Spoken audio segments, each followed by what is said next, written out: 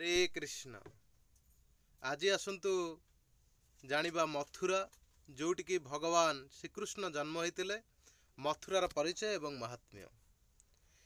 श्री रामायण रे वर्णित अछि जे लोणार ज्येष्ठ पुत्र हेउछन्ति मधुदैत्य। सेई मधुदैत्य महादेवंकु तपस्या द्वारा संतुष्ट करी गोटिए अपूर्व त्रिशूल प्राप्त होइतिले। मधुदैत्यर प्रार्थना अनुजाई महादेव तांकु वर प्रदान करी कहिथिले, जेते दिन पर्यंत तुम हस्तरे जथा तुमर पुत्र हस्तरे एही त्रिशूल थिबो तुम्भ मानकु केही बाध करि परिबे नाही। मधुदैत्यर पत्नीर नाम थिला कुंभनसी। सेतबेले मधुदैत्यर कौनसी पुत्र नथिबारु पुत्र प्राप्ति आशारे से अपेक्षा करने लगिला एवं गोटिए सुंदर पुरी निर्माण कला।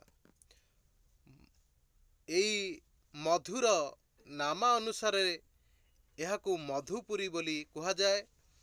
जथा काले कुंभनसी गर्भरु लवण नामक एक दैत्य जन्म ग्रहण कला।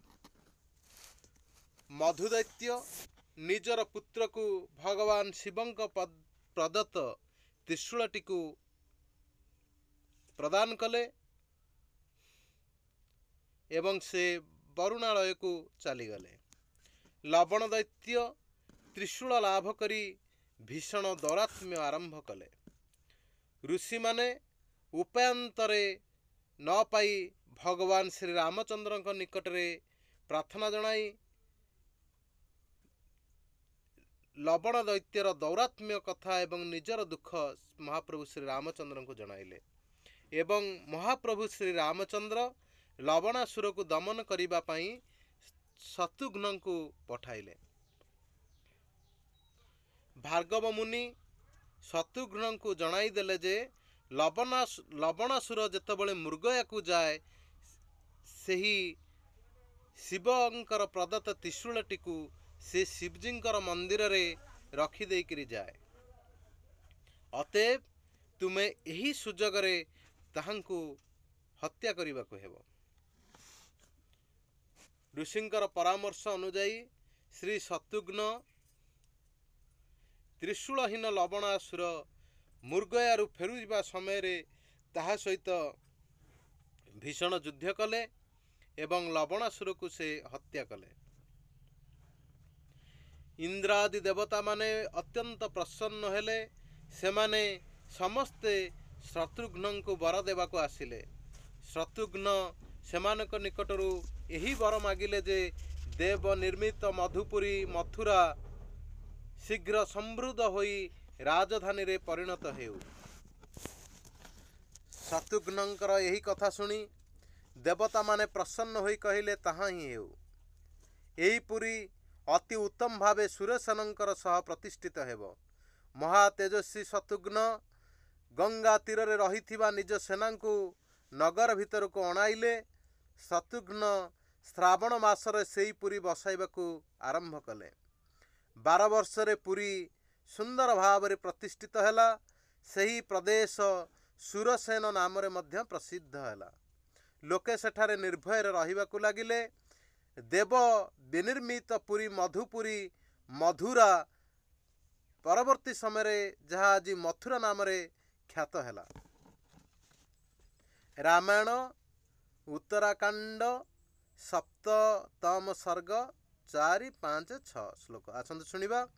देवानां भासित श्रुत्वा सुरौ मूर्ध्नि कृताञ्जलिः प्रत्युवाच महाबाहु शत्रुघ्न प्रयतात्मवान् इयं मधुपुरी रम्या मधुरा देव निर्मिता निवेशं प्राप्नुयात् शीघ्र मे समे अस्तु वरः परः तं देवा प्रीतमनसो बाढीमित्येव राघवं भविष्यति पुरी रम्या सुरासेना न संशय।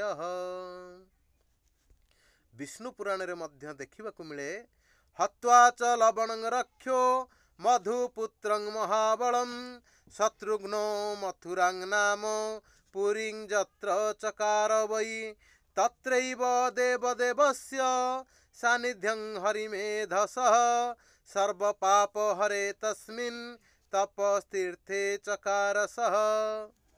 श्री शत्रुघ्न मधु दैत्य पुत्र लवणासुर को बद्ध करी जो स्थान रे मथुरा नामनी नगरी निर्माण करिसंती सेठारे देवदेव भगवान श्रीहरि निरंतर विराजमान करंती। सही सर्वपापहर तीर्थरे शत्रुघ्न निजे मध्य तपस्सरण लीला प्रकाश करिथिले। मथुरा एई जो शब्द पद्म पुराण रे निम्न प्रकार कहा जाइछे मकारे च थुकारे च रकारे चंत संस्थिते निष्पोनो मथुरा शब्द ओंकारस्य ततः समः महारुद्रो मकारः स्याथुकार विष्णु संज्ञकः रकारो ब्रह्म संज्ञ स्यात् त्रिशब्द मथुरं भवेत् अतः श्रेष्ठतमं क्षेत्र सत्यमेव भवन्त्युत सा त्रिदेवमयी मूर्ति मथुरा तिष्ठते सदा। पद्म पुराण पाताल खंड। मथुरा शब्द यथाक्रमे मकार थुकार रकार उत्पन्न होइछि बोली एहा मध्य ओंकार तुल्य अर्थात ओंकार जेपरी अकार विष्णु स्वरूप उकार महारुद्रंकर स्वरूप एवं मकार ब्रह्मंक स्वरूप यही तीनी अक्षर जोगरु उत्पन्न होई तदात्मक बोली कथित हुए मथुरा शब्द मध्य तद्रूप अर्थात मकार महारुद्र स्वरूप थुकार विष्णुंकर स्वरूप रकार ब्रह्मंकर स्वरूपरु मथुरा शब्द गठित होइअछि। मथुरा ओंकार स्वरूप एथिपाई सत्य सत्य ही सेई श्रेष्ठतम क्षेत्र मथुरापुरी त्रिदेवमयी मूर्ति रूपे नित्य विराजित। अन्येषु पुण्यक्षेत्रेषु मुक्तिरेव महाफलम् मुक्ति पार्थ्य हरेर भक्ति मथुरा यन्तु लभ्यते। पद्म पुराण पाताल खंड। मथुरा आनुषंगिक भावे मोक्षदायिका सप्तपुरीर अन्यतम बोली कथित हेले मध्य ताहा केवल मात्र मोक्षदायिका पुरी बोली विचार्य नुहंती। सेथिपाई कहुछंती अन्य पुण्य क्षेत्र समूहर एकमात्र महाफल मुक्ति किंतु मुक्त पुरुष मानकर नियत प्रार्थनीय जो हरिभक्ति ताहा एई मथुरार लाभ हुए। मथुरांकर स्वरूप संबंध रे आदि वराह पुराण रे वर्णना करा जाइछि। इदं पद्म महाभागे सर्वेषां मुक्तिदायकं कर्णिकाया स्थितो देवी केशवः क्लेशनाशनः। द्वादश अरण्ययुक्ता पद्माकृति मथुरार कर्णिकारे सर्वभक्त क्लेशनाशन श्री केशव विराजित। पूर्व दिगर पत्ररे श्री विशांति देव पश्चिम दिगर पत्ररे गोवर्धन निवासी श्री हरिदेव उत्तर दिगर पत्ररे श्री गोविंद देव एवं दक्षिण दिगर पत्ररे श्री बराह देव विराजमान करिअछन्ति। शास्त्र मतरे जाजाबर ठारू सौकरी बटेश्वर पर्यंत मथुरा मंडलर सीमा।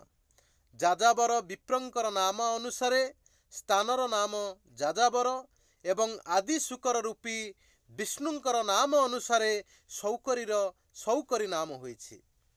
सेठारे बटेश्वर शिव मध्य विराजमान। सेठारे बराह सन ह्रद नाम रे तीर्थ मध्य अवस्थित। एही मथुरा मंडल श्री सुरेशनंकर राज्य बोली विख्यात। मथुरा मंडल सीमा जाजाबर हईते सौकरी बटेश्वरी पर्यंत शास्त्र मते जाजाबर विप्र नामे जाजाबर स्थान आदि शुकरेर नाम सौकरी आख्यान बटेश्वर शिव जहाँ सबार पूजित श्री सुरसेनर राज्य सबारे विदित। बराह दशन ह्रद एबे कहे लोकेते जाजाबर सौकरी प्रसिद्ध पुराणते भक्ति रत्नाकर 5 124 25 26 27 28। श्री हरिंकर प्रिय धाम हेउछि मथुरा, जहाँ सर्वदा क्षेत्रपाल महादेव रक्षा करुछन्ति एवं एही पुरी हेउछि सर्वतीर्थमयी। क्षेत्रपालो महादेव वर्तते जत्र सर्वदा, जत्र विश्रांति तीर्थंच तत्र किं दुर्लभं फलम्। त्रिविगर्दा कामिनांच मुमुक्षूणांच मोक्षदा, भक्तिर्चो भक्तिदा सा वै मथुरामाश्रये दिब्धु। जेउ क्षेत्र रे क्षेत्रपाल रूपे सर्वदा रुद्रदेव विराजित एवं जो स्थान रे विश्राम नामक तीर्थ अवस्थित लोकरे एपरि कि फल अछि ताहा सेठारे दुर्लभ होई पारे। कामी व्यक्तिंकर धर्म अर्थ काम एही ती वर्ग मुमुक्षु मानंकर मोक्षप्रद मोक्षतीत अहेतुकी भक्ति लाभेच्छु भक्त मानंक पाई भक्तिप्रद एही मथुरापुरी को पंडित व्यक्ति मात्र ही अवश्य आश्रय करिबा उचित। मथुरा महात्म्य कहा जाइछि स्कंद पुराण रे नारद मुनि कहउछन्ति त्रिंशदीर्ष सहस्राणि त्रिंशदीर्ष शतानि च जत फल भारत वर्षे तत्फलं मथुरा स्मरन्। त्रिंशदीर्ष सहस्राणि त्रिंशदीर्ष शतानि च जत्फल भारत वर्षे तत्फल मथुरा स्मरन्। भारत वर्ष रे अन्यत्र 300 वर्ष वास कले जो फल मिले केवल मथुरा को स्मरण करिबा मात्रे बा स्मरण करिबा द्वारा सही फल लाभ होइथाय। आदि बराह पुराण रे पुनश्च कहा जाइछि न विद्यते च पाताले नान्तरिक्षे न मानुषे समन्तु मथुराया हि प्रियं मम वसुंधरे। हे वसुंधरे, हे पृथ्वी, किंतु मथुरा समान मोर प्रिय स्थान निश्चय पाताल मनुष्य धाम एवं अंतरिक्ष रे नाही। वायु पुराण रे कहा जाइछि चत्वारिंशद योजनानं ततस्तु मथुरा स्थिता तत्र देव हरि साक्षात् स्वयं तिष्ठति सर्वदा। 40 योजन व्यापी मथुरापुरी अवस्थित प्रत्यक्ष हरि सेठारे सर्वदा स्वयं अवस्थान करन्ति। सौर पुराण मथुरा महात्म्य रे कहा जाइछि अस्तिह मथुरा नाम त्रिषु लोकेषु विश्रुता कृष्ण पाद जो मिश्र बालुका पुतवीथिका स्पर्शेन राजसस्तस्या मुच्यते जन्म बंधनात्। एही पृथ्वी रे त्रिलोक विख्यात कृष्ण पाद रजमिश्रित बालुका द्वारा पवित्र पथ शोभित प्रसिद्ध मथुरा धाम अछंती।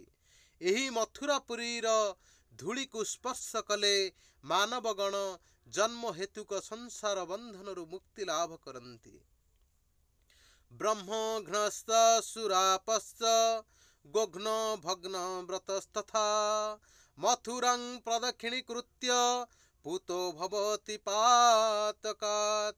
अन्य देशागतो दूरात् परिक्रमाति जो नरः तस्य संदर्शनादेव पुतासु गतकल्मषः।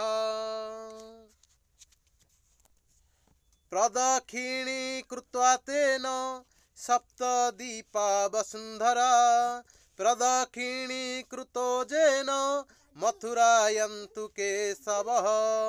इह जनौ कृतं पाप मन्य जन्म कृतं च जत् तत्सर्वं नश्यति शीघ्रं केशवस्य च कीर्तने। ब्रह्मघातक मद्यपायी गोघाती ब्रह्मचर्य भ्रष्ट व्यक्ति माने मथुरा प्रदक्षिण करी उक्त पातक सकलरु मुक्त एवं पवित्र होन्ति। अन्य दूरदेशरू आगत जो लोक मथुरा को परिक्रमा करती ताहांकु दर्शन करिवा लोक मध्य पापरहित होई पवित्र होती। जो व्यक्ति मथुरापुरी रे विराजमान श्री केशव को प्रदक्षिण करिसंती से सप्तदीपा वसुंधरा को प्रदक्षिण करिसंती। यही जन्मकृत अन्य जन्मकृत समस्त पाप श्री केशवंकर कीर्तन रे शीघ्र नष्ट हुए। मथुरा मंडल विष्णुंकर चक्र परी पद्माकार रे सनातन वैष्णव क्षेत्र। स्कंद पुराण वैष्णव खंडे मथुरा महात्म्य कह जाइछि तन्मंडलं माथुरं हि विष्णुचक्र परिस्थितं पद्माकारं सदा तत्र वर्तते शाश्वत रूप। हे महाराज विष्णुचक्र परिस्थित पद्माकार सेई सनातन मथुरा मंडल सर्वदा सेठारे विराजमान। सुतरां नित्य विष्णु चक्र परिस्थित सनातन वैष्णव क्षेत्र मथुरा को अन्य कौनसी इतर वस्तु कौनसी दिन स्पर्श करि परिब नाही। अन्येव काचित् सा सृष्टि विधातृ व्यतिरेकिन् न जत क्षेत्र गुणान वक्तु मिश्वरो अपि ईश्वरजतः। एही मथुरापुरी विधातांकर साधारण सृष्ट पदार्थर अतिरिक्त कौनसी वास्तव वस्तु जेहेतु एहांकर गुण समूह व्यक्त करने स्वयं ईश्वर मध्य समर्थ होते नहीं। पद्म पुराण रे कहा जाइछि अहो मधुपुरी धन्य वैकुंठा च गरियसी दिनमेकं निवासेन हरौ भक्ति प्रजायते तिरात्रमपि जे तत्र वसंती मनुजा मुने हरि दृश्यति सुखं तेषां मुक्ता नापि दुर्लभम। पद्म पुराण अहो नारायणंकर धाम वैकुंठ ठारू श्रेष्ठ मथुरा धन्य। सेठारे गोटिए दिन वास कले श्रीहरिंक पाद पद्मरे भक्ति उत्पन्न हुए। 3 राति वास करी परम दुर्लभ भगवत प्रेम मध्य प्राप्त हुए। यही धाम मुक्त महापुरुष मानक पाई मध्य दुर्लभ। शत्रुघ्नंकर वंश लोप हेबा परे मथुरा रे सुरसेन गणंकर आधिपत्य हुए।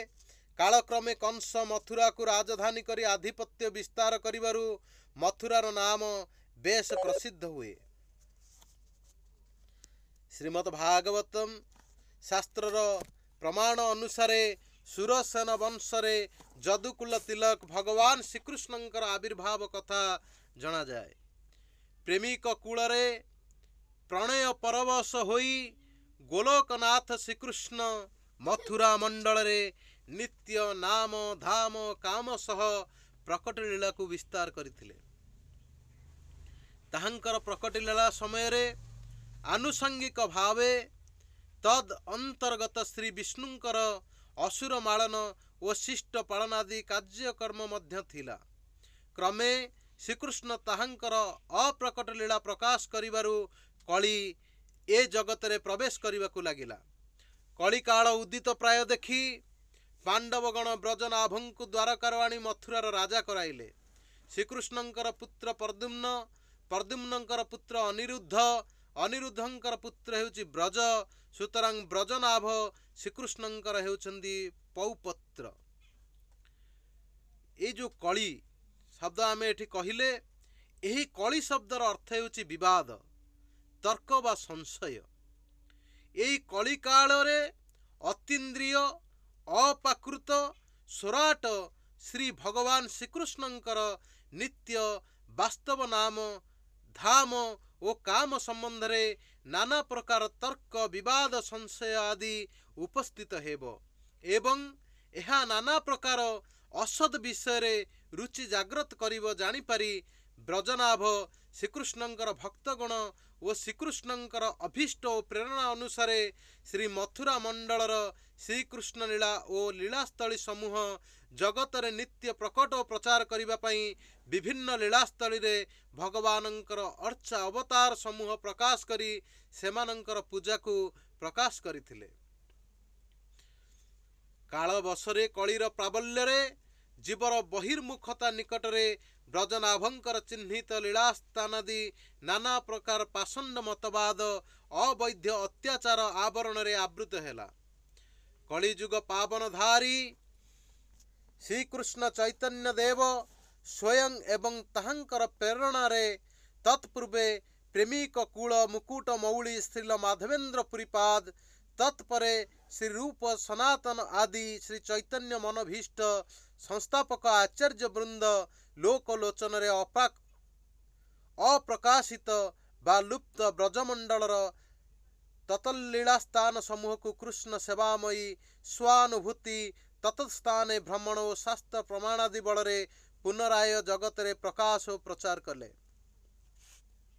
भगवान श्री गौर सुंदर ब्रजर द्वादश वन भ्रमण लीला प्रकाश समय रे सर्वप्रथमे मथुरापुरी को परिक्रमा आरंभ करथिले। श्री गौर सुंदरंकर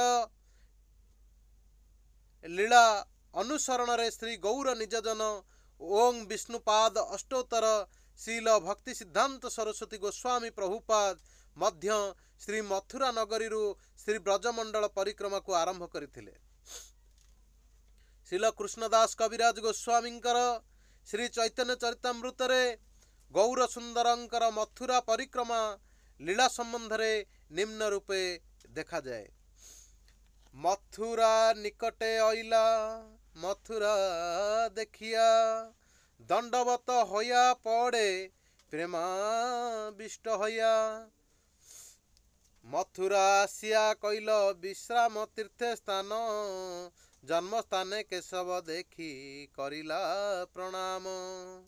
प्रेमावशे नाचे गाए सघने हुंकार प्रभुर प्रेमावेश देखी लोके चमत्कार। जमुनार 24 घाटे प्रभु कैल स्थान सेई विप्र प्रभु के देखाय तीर्थ स्थान। स्वयंभू विश्राम दीर्घ विष्णु भूतेश्वर महाविद्या गोकर्णादि देखिल सकल। श्री मथुरा मंडल द्वादश वन संयुक्त पद्म पुराण रे कहा जाइछि भद्र श्री लौह भांडीर महाताल खदरी खदर कहा बहुला कुमुदं काम्यं मधु वृंदावनं तथा द्वादशैतान्य अरण्यानि कालंद्या सप्त पश्चिमे पूर्वे पंच वनं प्रोक्तं तत्रासि गुह्य उत्तमम्। भद्र बिल्लो बा श्री लौह भांडीर महावन बा गोकुल तालवन खदीर बहुला कुमुद काम्य मधुवन तथा वृंदावन यही होचंती द्वादश वन। तन्मध्यरे 7टी वन कालिंदीर पश्चिम तटरे अवस्थित पूर्व तटरे 5टी वन अवस्थित सेही पंचवन मध्यरे गुह्य उत्तम वन विद्यमान। भक्ति रत्नाकर रे कहा जाइछि द्वादश विपिन सर्व पुराणे प्रमाण सुनीते से सब नाम जुड़ाए पराण। मधुताल कुमुद बहुला काम्य आर खदीरा श्री वृंदावन जमुना एपार श्रीभद्र भांडीर बिल्लो लहो महावन जमुना उपार ए मनोज्ञ कानन। जमुनांकर पश्चिम भागरे 7टी वनर नाम हेउछि मधुवन तालवन कुमुदवन बहुलावन काम्यवन खदीरवन वृंदावन एवं पूर्व भागर अवस्थित 5टी वनर नाम हेउछि भद्रवन भांडीरवन बेलवन लौहवन एवं महावन। हरे कृष्ण कृष्ण कृष्ण हरे हरे हरे राम राम राम हरे हरे। नाम भज नाम चिंत नाम कर सार अनंत कृष्णर नाम महिमा अपार। हरे कृष्ण।